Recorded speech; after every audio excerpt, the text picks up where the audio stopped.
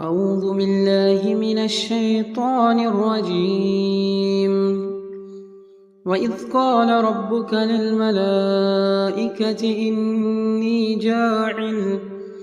إني جاعل في الأرض خليفة، قالوا أتجعل فيها من يفسد فيها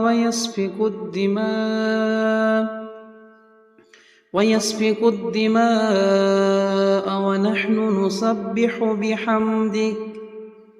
بحمدك ونقدس لك، قال إني أعلم ما لا تعلمون.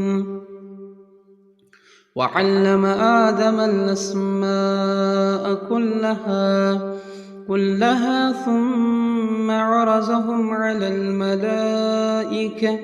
على الملائكة فقال أنبئوني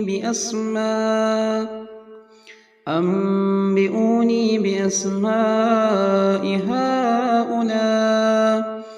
هؤلاء إن كنتم صادقين.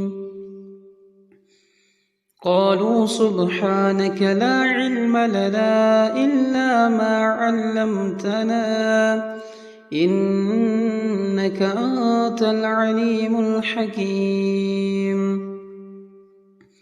قال يا آدم أنبئهم بأسمائهم، فلما أنبأهم بأسمائهم قال ألم أقل لكم إني أعلم غيب السماوات والأرض وأعلم ما تبدون وما كنتم تكتمون. وإذ قلنا للملائكة اسجدوا لآدم فسجدوا إلا إبليس أبى واستكبر وكان من الكافرين.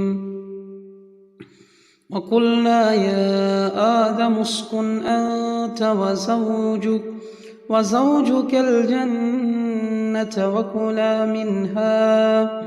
وكلا منها رغدا حيث شئتما ولا تقربا هذه الشجرة فتكونا من الظالمين. فأزلهما الشيطان عنها فأخرجهما مما كانا فيه وقلنا اهبطوا بعضكم لبعض عدو ولكم في الأرض مستقر ومتاع إلى حين. فتلقى آدم من ربه كلمات فتاب عليه إنه هو التواب الرحيم.